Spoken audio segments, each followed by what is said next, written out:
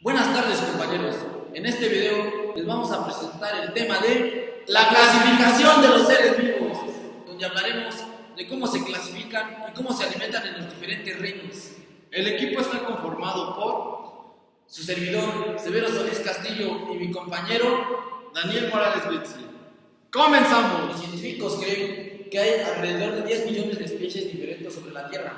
Imagina lo difícil que es estudiar y comprender las características, comportamiento y evolución de todas las especies. Para hacer su trabajo más fácil, los científicos clasifican a los seres vivos en grupos y subgrupos, cada vez más pequeños, basándose en las semejanzas y diferencias de los organismos. ¿No crees que es más fácil de esta manera? Una especie es un grupo de seres vivos que son físicamente similares y que pueden reproducirse entre sí, de esta manera produciendo hijos fértiles. Las especies se dividen en 5 reinos. El primer reino encontramos Salmonera. Son los organismos con las células más sencillas. Estas bacterias se encuentran en casi todos los sitios, en la tierra, aire, agua y como parásitos de otros seres vivos. Estas bacterias pueden ser autótrofas o heterótrofas, es decir, que elaboran su propio alimento o que necesitan de algún otro ser para poder alimentarse. Algunas bacterias causan enfermedades, pero otras son inofensivas e incluso pueden ser beneficiosas para los huéspedes. En el segundo reino encontramos al protista, en el que son seres unicelulares o pluricelulares, eucariotas. No son miembros de las plantas, hongos ni animales. El reino protista se divide en protozoos y algas. Los protozoos son seres heterótrofos y unicelulares, como la amiba, vorticela o el paramecio. Tiene partes móviles en sus cuerpos que les permiten desplazarse por su entorno, como los animales. Algunos protozoos originan enfermedades como el plasmodium, malaria y triponosomas, enfermedad del sueño. Las algas son un grupo de organismos autótrofos que pueden ser unicelulares o multicelulares. Suelen ser verdes y pueden crear su propia comida gracias a la fotosíntesis, como las plantas. Están formadas por células no especializadas y carecen de organismos. En el tercer reino nos encontramos al fungi. Están formados por células unicelulares o pluricelulares eucariotas. Los hongos son un grupo de organismos que incluye a los mohos, setas y levaduras. Durante muchos años se creía que eran plantas, pero en la actualidad se sabe que los hongos son diferentes de las plantas por varias razones. En primera, porque no tienen raíces ni hojas. En segunda, no tienen clorofila y no pueden fabricar su propio alimento mediante la fotosíntesis, o sea que son heterótrofos. En tercer lugar, se producen por esporas, como pequeñas semillas. En algunos hongos son comestibles, pero hay muchos que son altamente venenosos. Pueden causar daños y algunas veces enfermedades a la materia orgánica de la que se alimentan. Pero algunos hongos son explotados en la producción de comidas y bebidas. Por ejemplo, las levaduras para la repostería y fabricación de cerveza. Y en medicina, por ejemplo, antibióticos como la penicilina. En el cuarto reino nos encontramos a las plantas. Son organismos pluricelulares que están formados por células eucariotas y carecen de formas propias de locomoción. ¿Qué quiere decir esto? Que carecen de movimiento, además de ser autótrofas. Esto quiere decir que crean su propio alimento. Las plantas le deben su color verde a la clorofila, que es un pigmento que se encuentra en el interior de las células, que capta la luz del sol.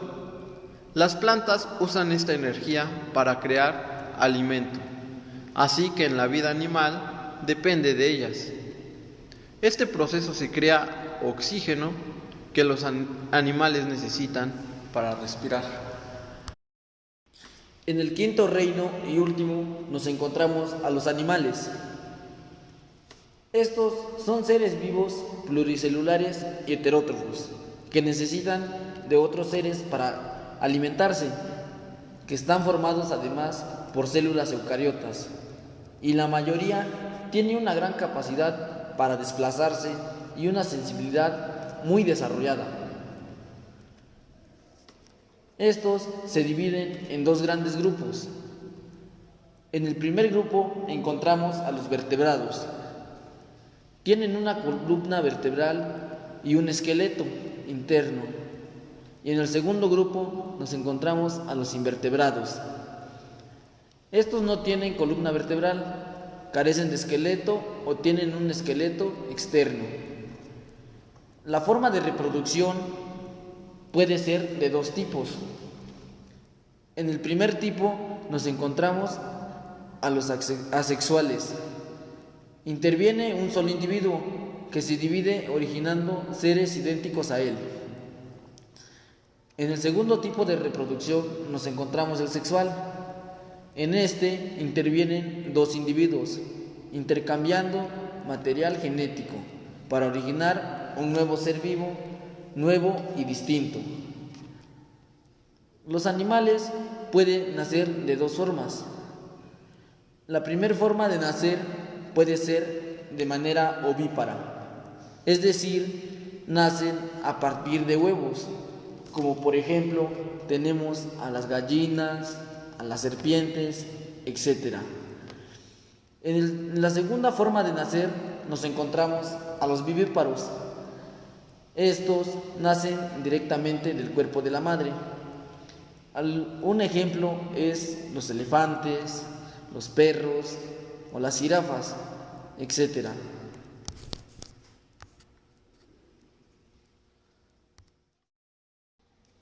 Como bien sabemos, todo ser vivo necesita alimentarse. Es por ello que ahora hablaremos de los tipos de alimentación que necesita cada uno de los reinos mencionados anteriormente. Existen dos tipos de nutrición. El primero es la nutrición autótrofa. Es donde los organismos crean su propio alimento para subsistir. Estos sintetizan sustancias orgánicas a partir de sustancias inorgánicas simples, como lo es el H2O o CO2, sales y minerales que toman del suelo y de la atmósfera, usando la energía del sol también con el proceso de fotosíntesis o mediante reacciones químicas, por ejemplo el de las plantas, algas y algunas bacterias. En el segundo, la nutrición heterótrofa, que es donde los organismos necesitan alimentos procedentes de otros seres vivos, por ejemplo, animales, hongos y la mayoría de los microorganismos.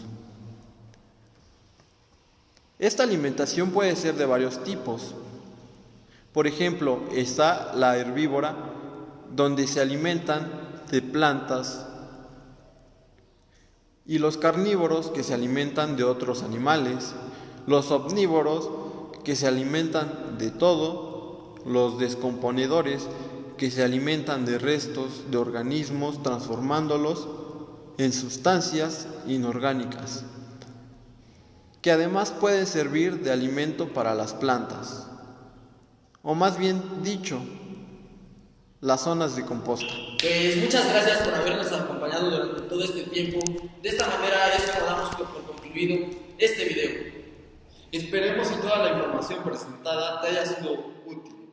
Gracias por tu atención. Si te gustó el video, no olvides darle manita arriba. Y en caso de que no te haya gustado, puedes dejar tu comentario.